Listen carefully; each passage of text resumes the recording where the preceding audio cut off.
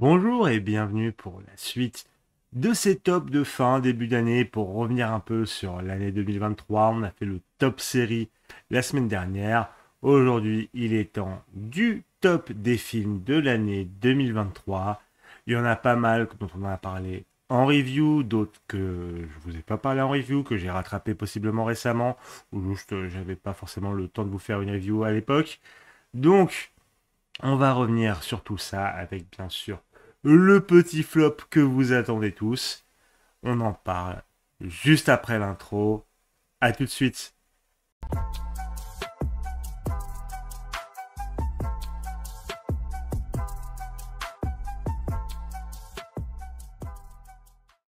Bon bah alors commençons direct ce top avec la 10e position. Et en 10e, ce sera Donjons et Dragons Honor Among Thieves. Donc le film de John Francis Daisy et Jonathan Goldstein. Ouais, désolé, hein, j'ai noté les noms des réals parce que je ne me rappelle pas forcément de tous. Et je préfère vérifier à chaque fois, donc je les lis, désolé. Voilà. Donjons et Dragons, on a fait la review sur la chaîne. J'ai dit que c'était une très agréable surprise. Parce que bon, jusque-là, la licence Donjons et Dragons au cinéma, c'était compliqué. Donc on est très content d'avoir un film qui était très sympa. J'avais dit que moi, à la base, j'avais un petit peu peur que ça soit trop Guardians of the Galaxy, euh, même si j'aime beaucoup Guardians of the Galaxy, mais que ça, c'était la vibe que ça donnait. Et finalement, c'était vraiment pas du tout. Enfin, il y avait un petit peu ça, mais pas vraiment, pas du tout que ça. C'était même pas majoritairement ça. Donc, c'était un film franchement très agréable. Un des blockbusters les plus propres de l'année, parce qu'il y en a beaucoup qui ont été dégueulasses cette année. Et franchement, une très bonne surprise. J'ai adoré les acteurs. Michel Rodriguez est devenu ma momie depuis. Voilà. C'était très drôle, assez émouvant par moments. Tu sentais que les gens derrière connaissaient le jeu de rôle, que voilà, le scénario, peut-être ils ont même fait un jeu de rôle pour l'écrire. On en parle de temps en temps avec mon comparse Walter de mon podcast Versus 5. Hein, n'hésitez pas à aller nous écouter. On n'a pas parlé du film, mais entre nous, on en a parlé. Vraiment, c'était une super surprise. J'ai vraiment beaucoup apprécié le film. Je me suis même pris à le revoir parce que j'avais envie de le revoir. C'est un film vraiment que j'ai beaucoup aimé cette année. Bon, il finit en 10e position parce qu'il y a du lourd cette année. Mais vraiment, je suis très triste qu'il ait floppé au cinéma. Apparemment, il s'est pas mal rattrapé en VOD via le bouche à oreille. Et on aurait peut-être droit à une suite, ce que j'espère sincèrement, parce que j'ai adoré, parce que même de base, je suis pas très fan de Chris Pine, mais j'ai beaucoup aimé Chris Pine dans ce film. Donc, vraiment, moi j'ai envie d'en revoir, envie d'en revoir. Et je me dis peut-être qu'avec la hype Baldur's Gate 3, peut-être que... on sait jamais, j'espère. En tout cas, je vous le recommande très fort si vous avez envie de vous mater un petit blockbuster bien sympa, pas prise de tête, qui fonctionne très bien, avec un bon humour, qui sait ne pas le désamorcer ces scènes dramatiques. Franchement, allez-y, n'hésitez pas, c'est un pur banger. En 9e position, un film que je pense que très peu d'entre vous auront vu, je vais vous parler de La Famille Asada, un film japonais de Ryota Nakano. Donc c'est un film qui relate la vie des membres de la famille Asada, dont l'un des fils euh, adore la photographie depuis que son père lui a offert un appareil photo, qui prend des photos partout et qui fait des petits concepts, notamment autour de sa famille. Et c'est vraiment leur vie, ses rencontres, comment ça se goupille avec sa famille, ses projets et les grands événements qui ont pu bousculer le Japon pendant leur vie. Parce qu'il faut savoir que c'est une histoire vraie. Et d'ailleurs, à la fin du film, on voit du coup des photos originales du photographe de la famille Asada. Et c'était un film super touchant. Vraiment, c'est le film où c'était ma pote avec qui je vais souvent au cinéma qui m'a dit ouais j'ai envie de voir ce film, il a l'air vachement bien et tout. J'étais en mode bon bah vas-y si tu veux, moi ça me va, je vois pas du tout pourquoi le film serait fou mais allez. Et bah, j'ai été très touché émotionnellement, honnêtement. Que ce soit les petits moments de complicité dans la famille où tu es là en mode ah, c'est mignon et tout, vraiment, c'est cool. Les moments de tristesse liés à certains événements qui sont arrivés au Japon. Et les conséquences, etc. Les petits moments où tu es là en mode ah merde et tout. Enfin, et comment les gens se relèvent, etc., etc. Et c'était vraiment, bah, du coup, très, très, très prenant émotionnellement. T'étais vraiment investi, je trouve, avec les personnages. Pour moi, c'est la grande réussite du film. C'est que j'étais là en mode, bah ouais, je suis attaché à la famille Asada. Vraiment, je suis attaché. Et ça a incroyablement marché sur moi. J'en étais le premier surpris. Et je me suis dit, bah, ce film, il va finir dans mon top 10, hein. Il va finir dans mon top 10, hein. Vraiment, la famille Asada, grande surprise. Je sais que c'est pas le grand, grand film en termes de visibilité, etc. Qu'il n'y a pas grand monde qui en a parlé et qui va en parler. Et moi, je me suis dit, j'ai envie de vous en parler dans ce top. Et c'est pour ça qu'il finit en neuvième position, parce que vraiment, je l'ai adoré. C'était Ouais, ouais, c'est un film à émotion. Voilà. Donc, n'hésitez pas. Je pense que ça va pas être facile de le voir, celui-là. Mais à l'occasion, vraiment, j'ai vraiment adoré. N'hésitez pas à lui donner sa chance. Euh, c'était, euh, c'était un super film familial que je recommande chaudement.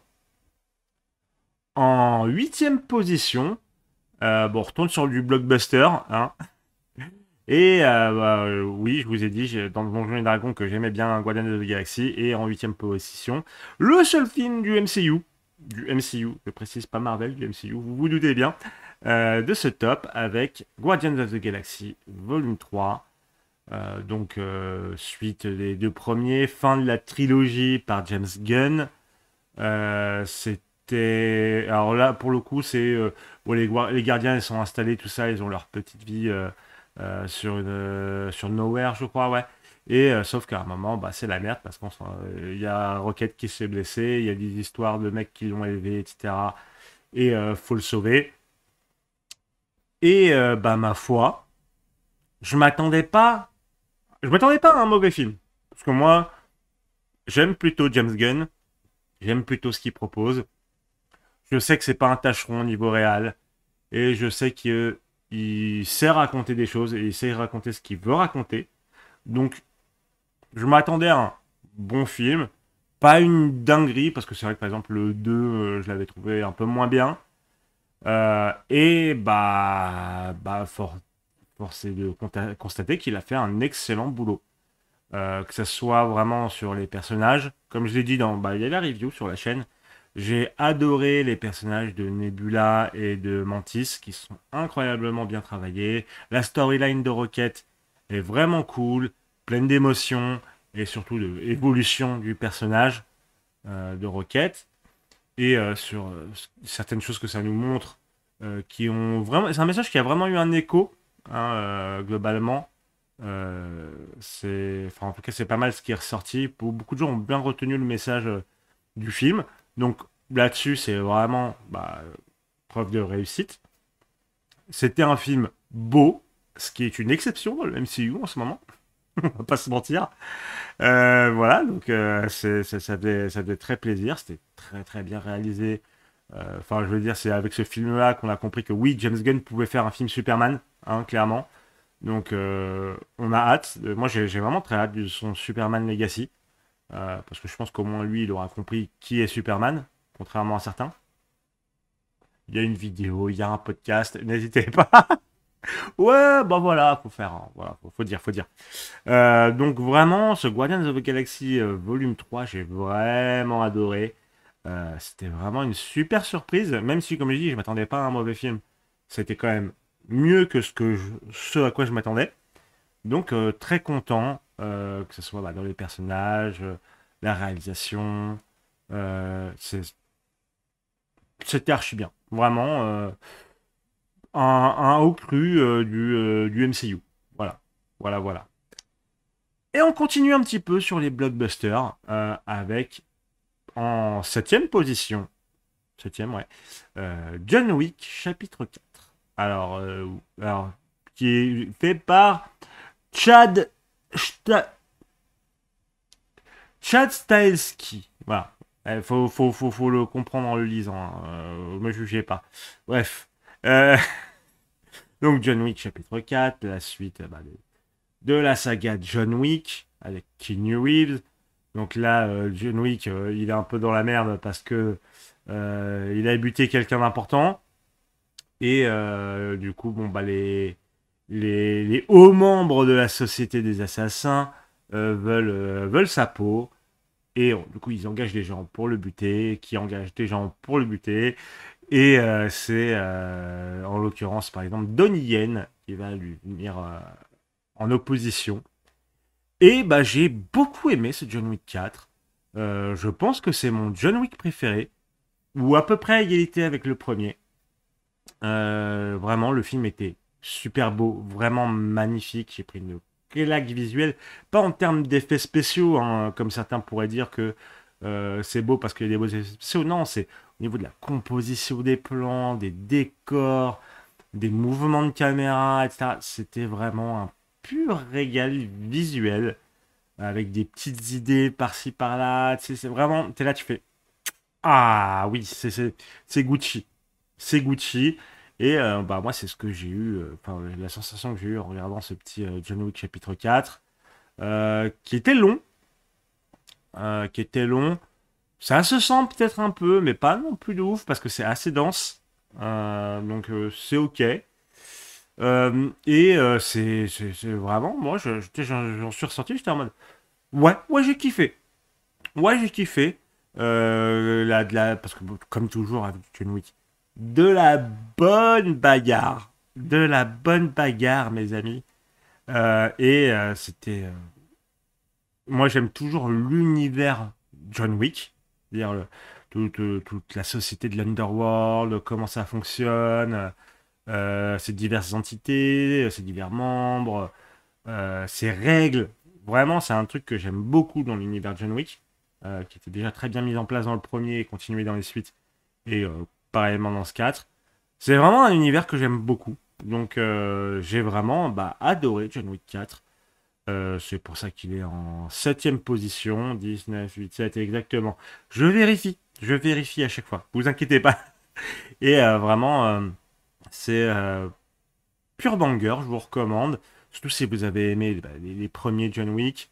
Euh, je pense par contre que pour moi, il faudrait peut-être s'arrêter là. Ça se finit très bien. J'ai un petit peu peur de ce que pourrait donner un John Wick 5, honnêtement. Même si je leur laisserai bien sûr le bénéfice du doute. Parce que pour l'instant, c'est une saga que j'aime beaucoup. Et vraiment, regardez John Wick 4. Voilà. Alors, on sort enfin des blockbusters. On en a enchaîné deux. Ça va. Et en sixième position, je vais vous parler de Killers of the Flower Moon de Martin Scorsese. Donc, que j'ai pas vu au cinéma, que j'ai rattrapé récemment. J'avais un peu peur d'aller le voir au cinéma parce que 3h30 d'un film de Scorsese au cinéma, j'étais en mode. Voilà la flemme, hein, vraiment la flemme. Mais, le film était cool, vraiment. Alors, même très très cool, hein, vu qu'il est quand même en sixième position. Donc, on suit un personnage joué par Leonardo DiCaprio qui travaille pour son oncle, joué par Robert De Niro. Ouais, petit casting. Petit casting. Hein, voilà, on se met bien dans Killers of the Flower Moon. Et qui du coup vivent avec dans une nouvelle ville américaine avec les Indiens Osage qui en gros sont pétés de thunes parce qu'ils avaient du pétrole sur leur terre et ça va être les intrigues vis-à-vis de les hommes blancs quand il y a de la thune ils aiment bien hein. Donc qu'est-ce qu'ils feraient pour avoir toute cette thune hein. Et c'est un peu dans le titre. Voilà, bref.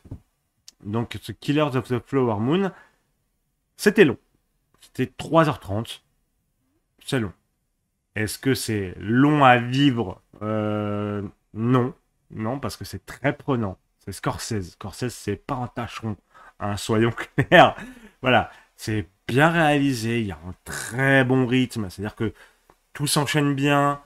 Euh, T'as pas le temps de t'ennuyer dans une scène parce que t'as toujours des choses intéressantes que t'apprends. Et ça va. C'est aussi porté par des jeux d'acteurs. Voilà. J'ai plus le nom de l'actrice qui joue la femme de DiCaprio, hein, qui déjà fait une performance d'actrice incroyable parce qu'elle a plus de 25 ans.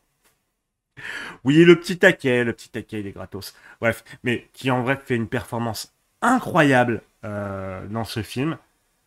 J'ai vraiment adoré hein, ce qu'elle nous a proposé.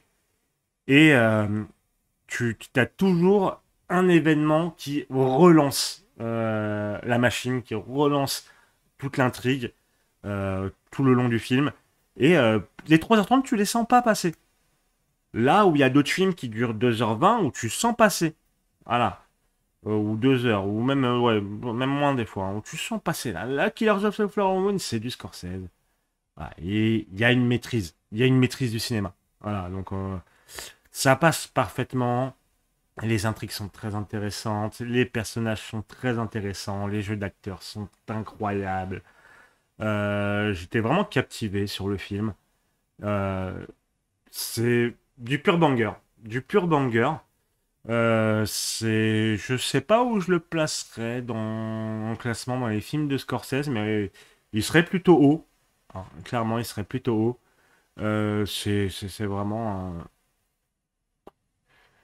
Ouais, je pense qu'il va être numéro un ou numéro 2 dans plein de tops. Hein, vraiment.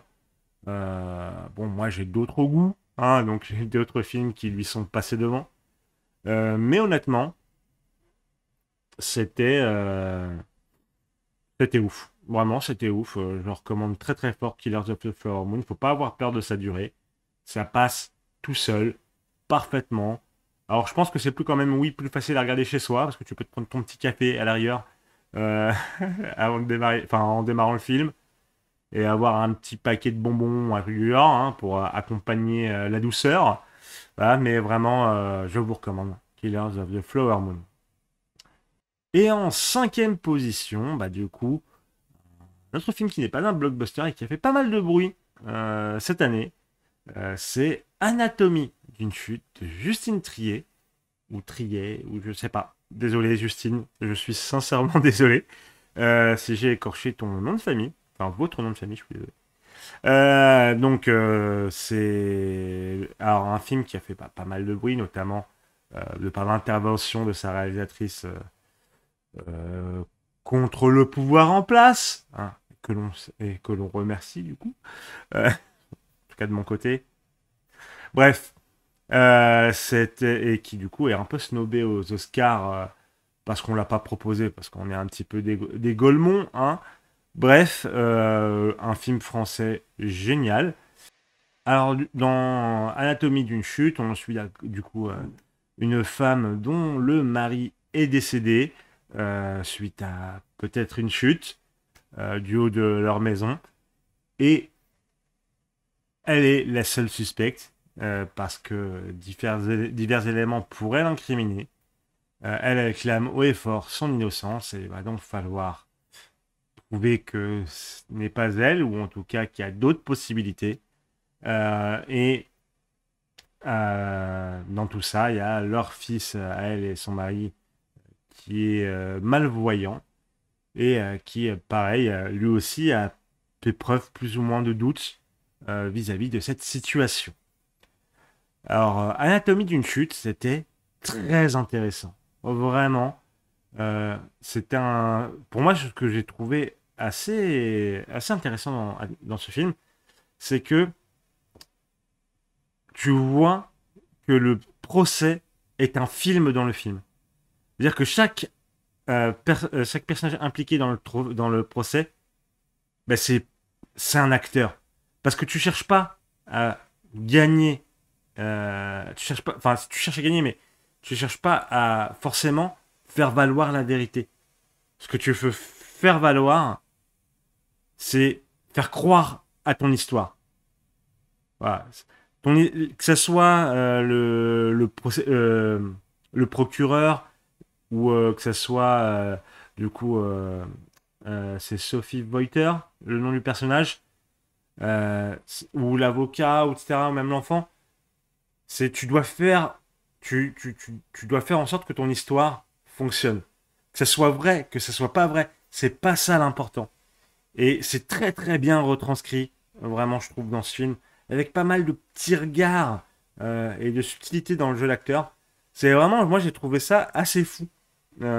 Et c'est ça que moi j'ai retenu principalement, avec en plus bah, des personnages, voilà, euh, c'est du drame, surtout du drame un petit peu à la française, même si bon, bah, l'actrice principale, elle est pas, enfin, c'est le personnage principal n'est pas française, elle est allemande, qui parle anglais en France, du coup des fois elle doit aussi parler français, etc. etc. Euh, les, les personnages sont très intéressants, mais l'histoire, voilà, c'est pas tellement qu'est-ce que la vérité. Finalement, la vérité, on s'en fout. Vraiment, c'est ça le truc, hein. Enfin, en tout cas, c'est mon impression, c'est mon ressenti vis-à-vis du film. C'est vraiment, bah, quelle est, quelle est la meilleure histoire à faire croire et comment la faire crédible et comment bien la jouer. Moi, c'est vraiment ça l'impression que j'ai eue sur ça. C'est vraiment bah, une critique un peu du système judiciaire, j'aurais l'impression. En tout cas, j'ai pas forcément envie d'aller sur trop là-dessus parce que peut-être que je me trompe et que ça peut peut-être aussi faire un petit peu trop pompeux si je pars là-dessus. Mais c'est un peu le ressenti que j'ai eu. Et c'était, bah, ma foi, fort efficace. J'étais scotché pendant tout le film. Bah, t'essayes, mine de rien, de comprendre, mais est-ce que c'est la vérité ce qu'il nous raconte ou pas? Et- mais tu sais que c'est. Enfin, moi, dès le début, je me disais, mais en fait, on sera jamais sûr. Même les personnages disent, on sera jamais sûr de c'était quoi la vérité. On sera jamais. Donc, c'est. Ma foi, vraiment, j'étais assez surpris. Alors, surpris, oui et non, parce que bah, j'en avais entendu toutes les bonnes critiques. J'avais. Enfin, tout le monde qui était en mode vraiment Anatomie d'une chute, c'est vraiment excellent, etc. Et bah ouais, ouais vraiment, c'était excellent, vraiment les performances d'acteurs géniales. D'ailleurs, l'enfant est bah, très bon dans son jeu, vraiment. De toute façon, une partie du film repose sur lui, donc il fallait que ça marche et ça marche. Euh, les, tous les autres. D'ailleurs, il y a j'ai vu apparemment il y a le mec qui joue l'avocat français de l'accusé qui apparemment est en train de, genre, sur les réseaux sociaux américains, ils sont là en mode, mais en fait, cet avocat, il est hot! Et vraiment, c'est en train de percer de ouf, voilà. Bref. Euh, Force à toi, mon ref, hein, j'espère que tu auras des rôles là-bas.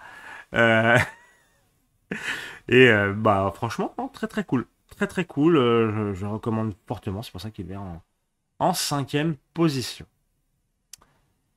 En quatrième position, de mon côté, ce sera Barbie de Greta Gerwig.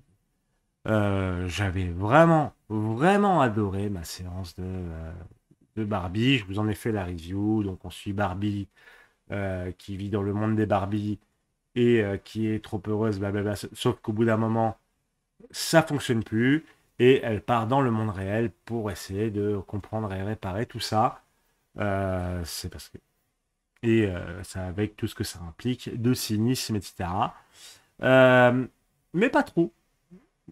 Quand même, mais pas trop. Bref, je me dis qu'il y en a peut-être certains qui seront étonnés de le voir. Je pense qu'il y en a qui seront étonnés de le voir si bas, et d'autres qui seront étonnés de le voir si haut. C'est un peu, je sais pas pourquoi, mais je pense que ça peut-être, il y en a certains qui seront étonnés.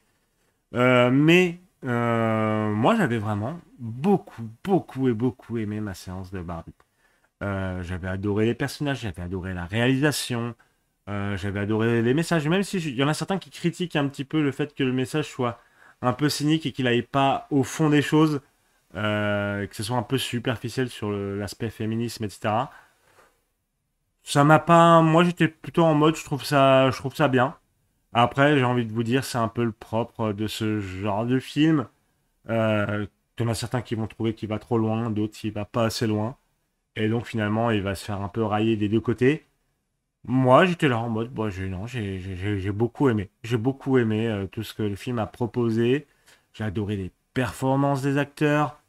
Je me dis, est-ce que ça sert encore à quelque chose que je précise pour les films à partir de là, que les performances d'acteurs sont folles? Parce que bon, forcément, hein, là on est haut dans le top, hein, donc forcément c'est fou. Mais oui, Ryan Gosling, Margot Robbie, j'ai adoré ce qu'ils ont proposé, ils sont vraiment excellents. J'ai adoré les décors, j'ai adoré les chansons. I'm Just Ken, je me l'écoute régulièrement. Voilà, bon. I'm Ken Off, voilà. Euh, tout le casting, j'ai adoré. J'ai adoré ce que ça racontait, j'ai adoré comment ça le racontait, j'ai adoré les petits pieds de nez que ça mettait à certains éléments. Que ce soit l'univers de Barbie, l'univers du cinéma, ou, euh, ou même certaines franges politiques, dirons-nous. Et ma foi, gros kiff. Gros kiff. C'est une séance de cinéma que j'ai vraiment beaucoup aimé cette année. C'est pour ça qu'il est vraiment haut, parce que j'en suis ressorti avec le smile. Alors j'avais fait Oppenheimer le matin et Barbie l'après-midi, hein, pour le Barbenheimer, vous vous rappelez? C'était un bon souvenir de cinéma. Et là, vous vous tiltez que Oppenheimer est peut-être pas dans le top. Spoiler, il y est pas. En même temps, la review est sur la chaîne. Voilà. Ne vous offusquez pas. Ne vous offusquez pas. Mais vraiment, ce Barbie, gros kiff. J'ai adoré tout ce qui est vraiment ce que ça raconte et comment ça le raconte. Son univers, sa réalisation. Moi, je suis un grand fan de Greta Gerwig, hein, son adaptation de Little Woman, c'est un film que je surkiffe absolument. Donc, je suis un... Taxez-moi de fanboy si vous voulez. Mais je lui souhaite le meilleur pour la suite de sa carrière, parce que ce soit Little Woman ou Barbie, j'adore, et c'est pour ça que Barbie est en numéro 4. En numéro 3, ma grande surprise de l'année, je dois vous le dire. En numéro 3, ce sera donc Mars Express de Jérémy Perrin. Alors, Mars Express, c'est un film d'animation de science-fiction français. Généralement, c'est pas trois mots que tu vois associés ensemble, hein. On va pas se mentir. Et du coup, on accueille ça à bras ouverts, hein, vraiment. Refaites-nous ça, refaites-nous de la science-fiction, animation française, s'il vous plaît. Allez-y, allez-y.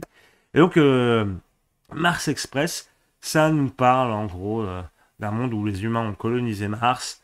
Tu as une femme qui enquête sur une histoire d'une meuf qui a disparu et d'histoire de robots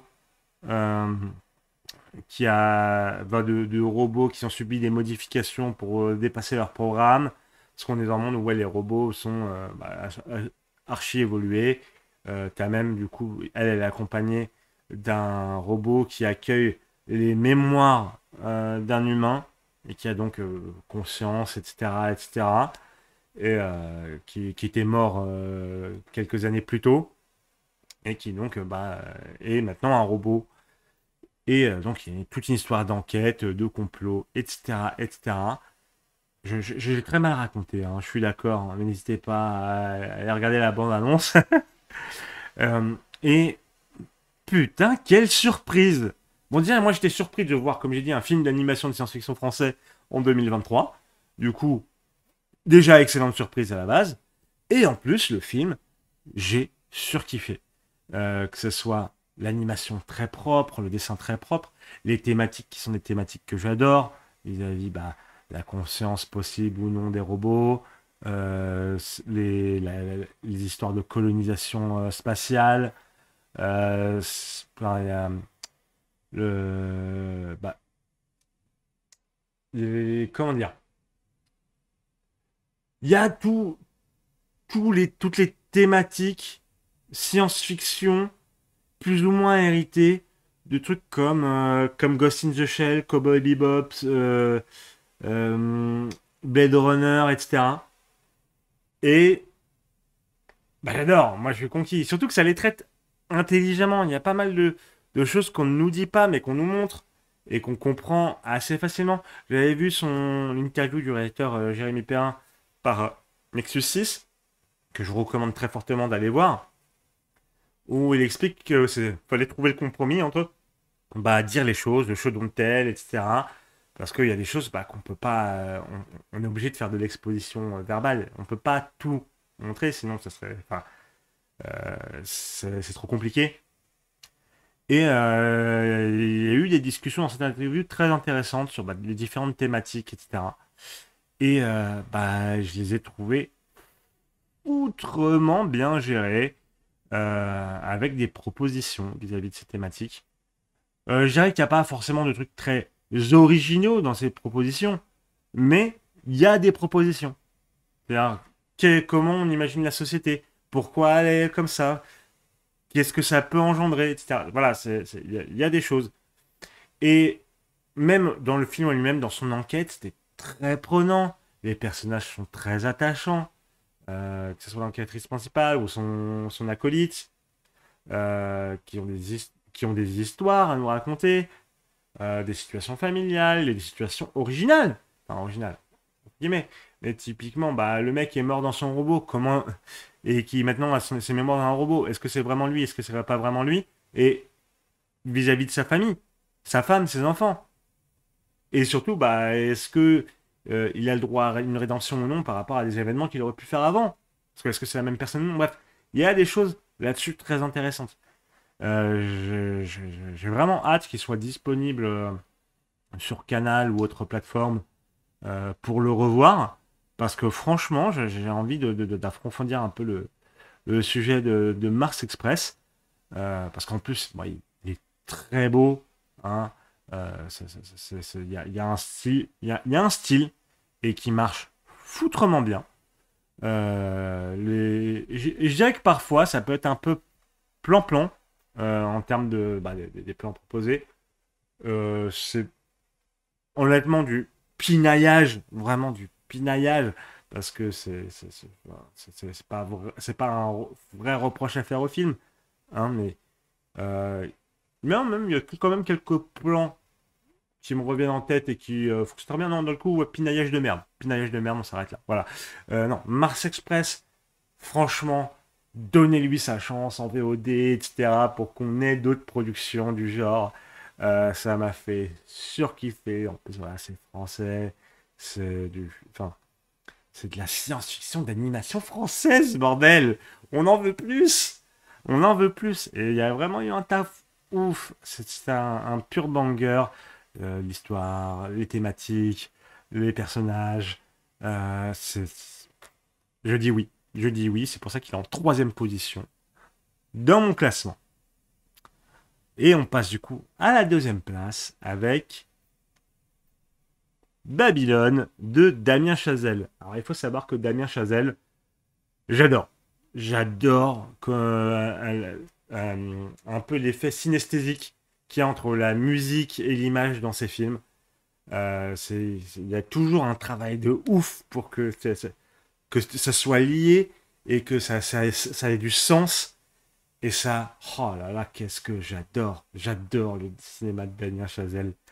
Et donc, bon, dans Babylone, on suit plus ou moins l'histoire du Hollywood dans sa plus grande décadence dans les années 20-30, ces eaux-là. Je suis plus trop sûr, mais 20-30, c'est quelque chose. Ouais, c'est 30, hein. Euh, on suit comment le passage du cinéma muet au cinéma avec la parole a pu affecter l'industrie, a pu affecter les acteurs, hein, sur tout le. Enfin, tu as même une scène où tu vois comment tu as des gens qui peuvent, qui doivent souffrir, hein, à cause des nouvelles technologies de diverses manières, et comment ça fait avancer le cinéma, etc., etc., etc. Et surtout sur cette société complètement décadente qui font des soirées, mais waouh, tu fais waouh. La première scène de Babylone, je vous assure, quand tu arrives dans le film, t'es pas prêt.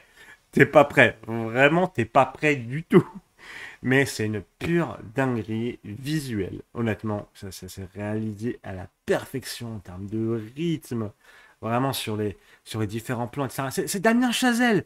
C'est Damien Chazelle, bordel. Vraiment, il fait un taf de ouf là-dessus sur tous ses films.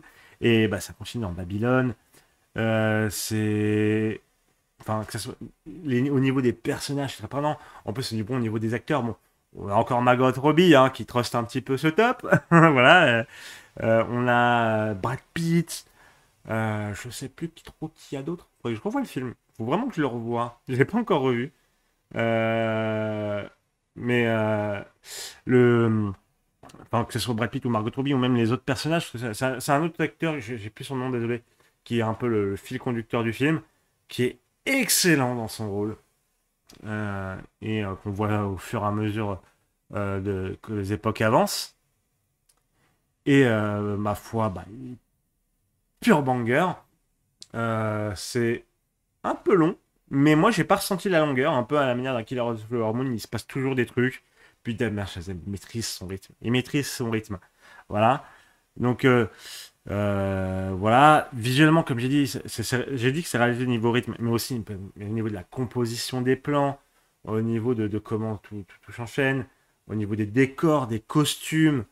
C'est une pure maestria. Vraiment, j'ai pris une claque, mais monumentale avec Babylone.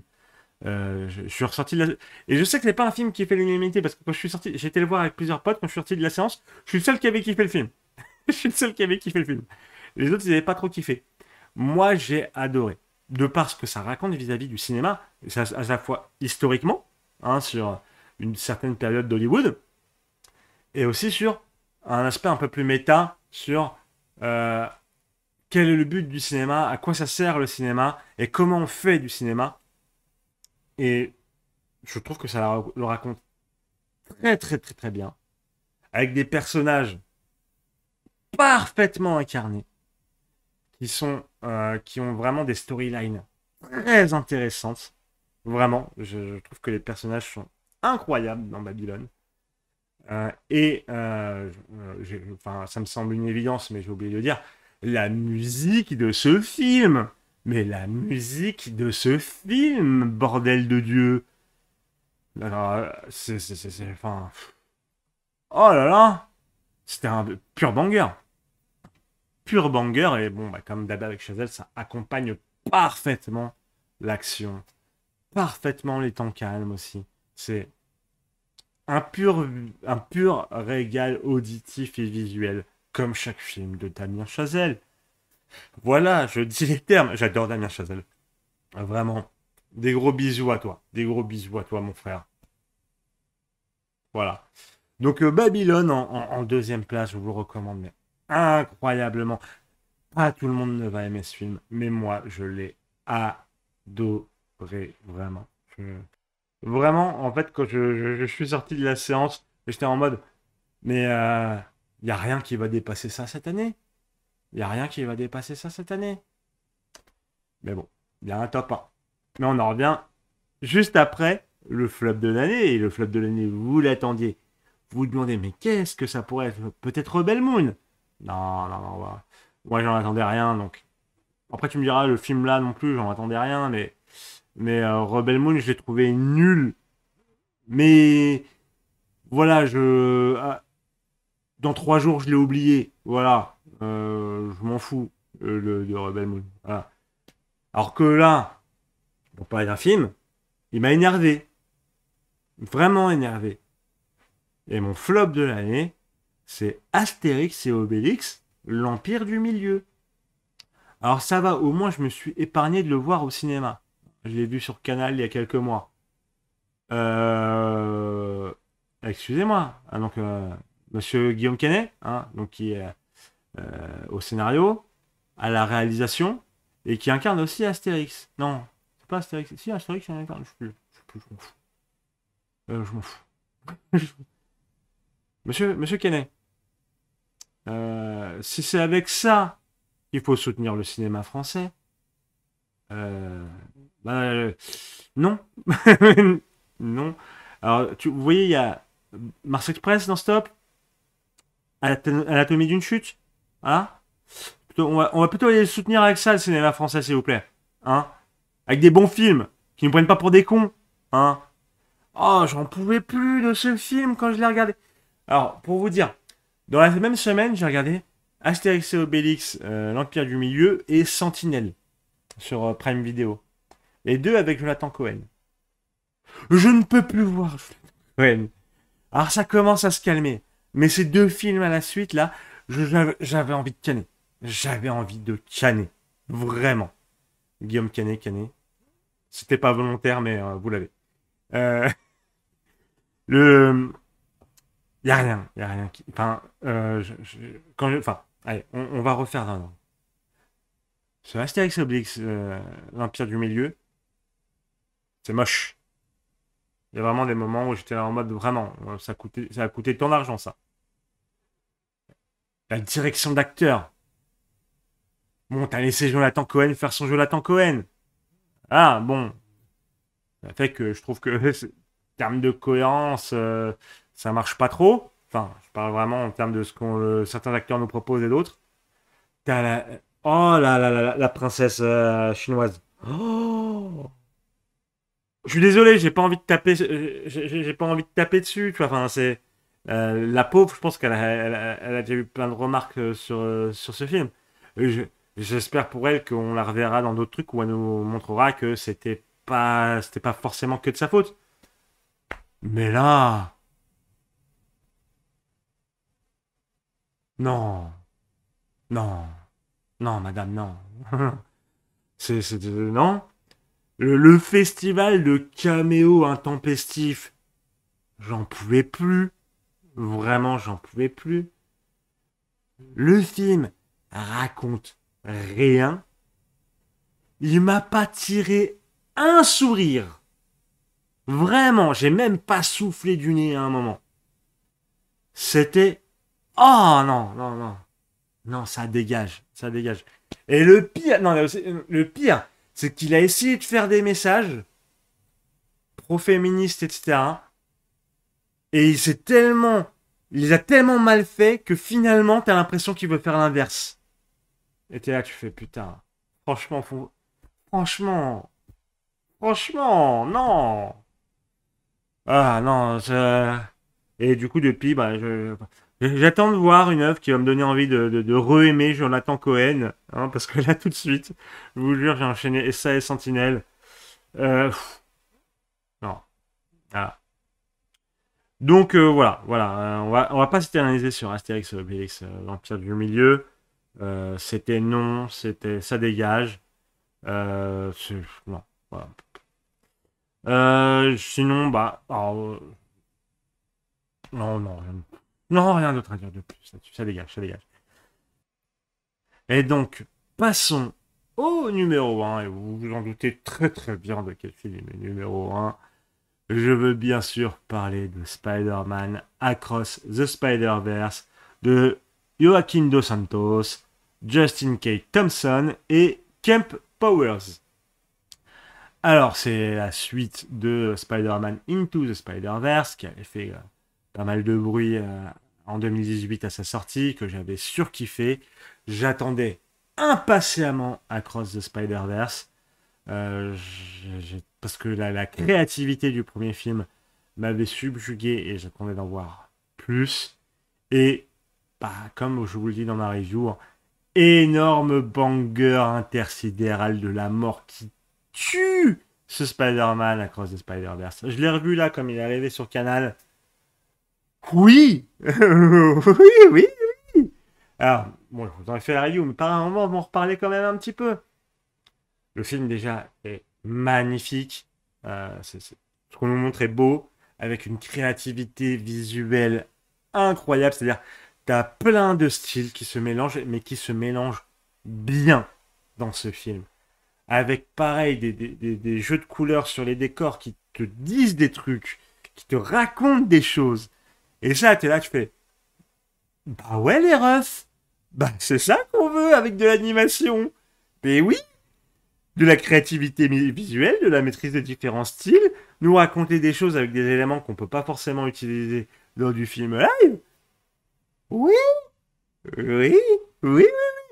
Avec en plus de cela une petite OST qui a des musiques qui sont dans mon Spotify Wrapped, on va pas se mentir, hein, parce que j'ai adoré Ultimate Banger, tout ça.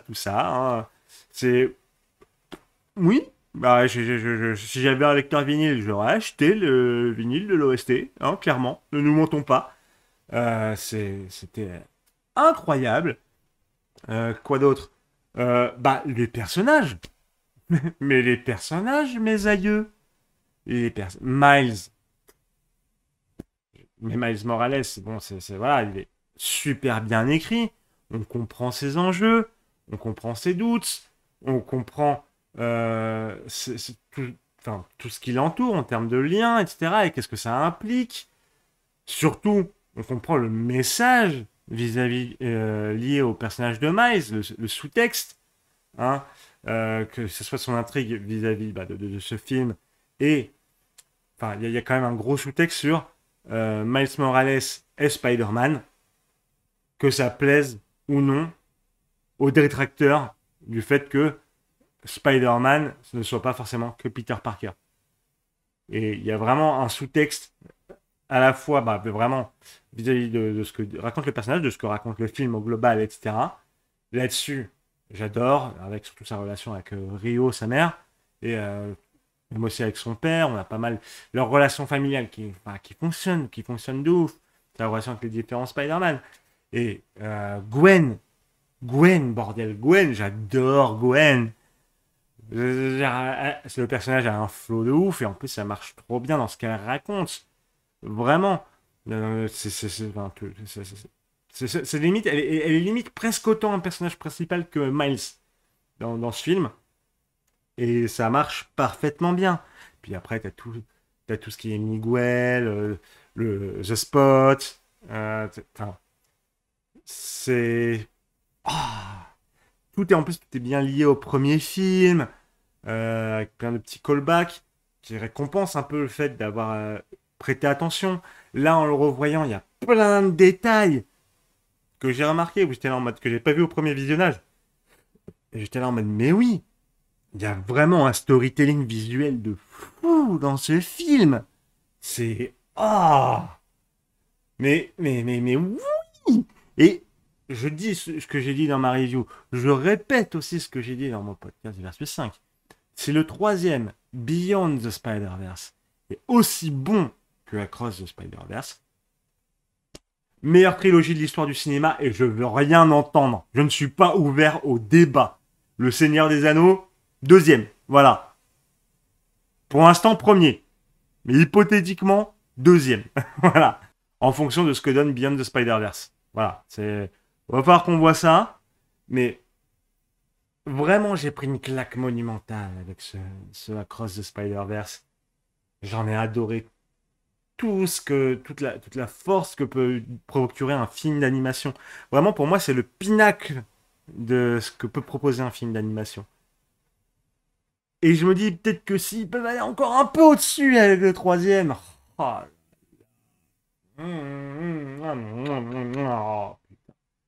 Ah, je vous jure. Et je suis même pas passé dans l'aspect fanservice. Hein. Parce que contrairement à un Spider-Man No Way Home, il fait bien son fanservice. Parce que c'est pas aux dépens de la cohérence. Et ça... Oh là là. Ah. C'est... Ah. Je suis amoureux. Ah, je suis amoureux. Hein. Ah, je suis amoureux de ce film. Bref. Il y a une review, n'hésitez pas que j'en parle un peu plus à chaud. Mais vraiment, ce Spider-Man Across the Spider-Verse, oui. Je suis complètement conquis. Et il fallait vraiment ça pour réussir à passer au-dessus de Babylone, parce que Babylone, pareil, j'étais absolument conquis, parce que c'est le genre de film que j'adore parfaitement, et pareillement pour Across the Spider-Verse. Et quand tu vois Mars Express en troisième, tu te dis, putain, c'est que Mars Express, ça a perf, hein, parce que, voilà, comparé aux deux autres sur le podium, voilà. Bon, bah on a fini avec ce top film de l'année 2023. On se dirige sur... du coup, là, on a même commencé l'année 2024. Et je vous souhaite à tous le meilleur et j'espère vous retrouver dans d'autres vidéos. N'hésitez pas à m'indiquer en commentaire quels sont vos top films, quels films j'aurais peut-être pu oublier. Hein, peut-être que j'ai oublié un film qui aurait dû finir dans ce top 10, ça serait étonnant. Mais peut-être. Et non, je n'ai pas oublié Oppenheimer, au cas où. Et du coup, je vous souhaite une bonne année. N'hésitez pas à vous abonner et à laisser un petit pouce bleu, ça fera plaisir. Et on se retrouve tout bientôt pour une prochaine vidéo. Des bisous. À la prochaine.